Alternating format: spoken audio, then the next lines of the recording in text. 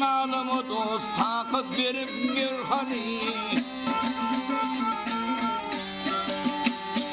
Ha geçenle tovakıl takdire tenber hani.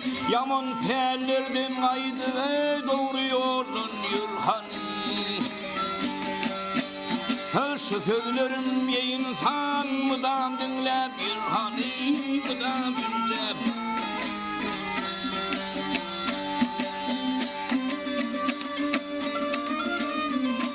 Ha koç yiğidin ümmeti min etmez har olma. Halkı kullu edenin dört altar hor olma.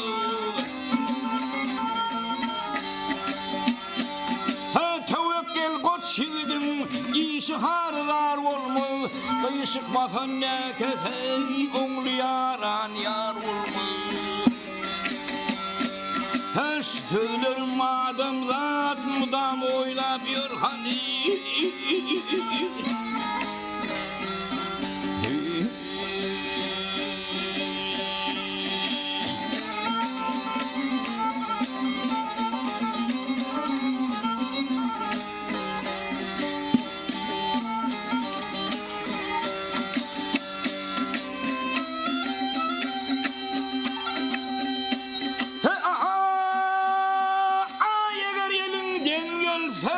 Şat yaşadın adımlar köpüm halan etti dost yaxşılıktan kaldırar.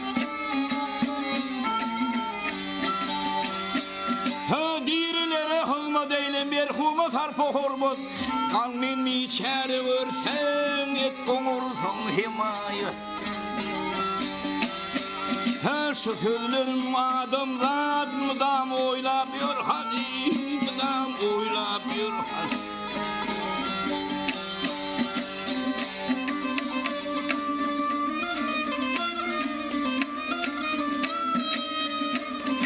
Bahtiyar mağtumulu kimdendiler tamani. Diysem yaşlılık diyor dilim dimez yamani. Ha fikir etsen ey insan hazır şeyle zamani. Adımları tanısamı gürlüdüven almani. Her şu sözlerim adım zat mudam oylap gel hani.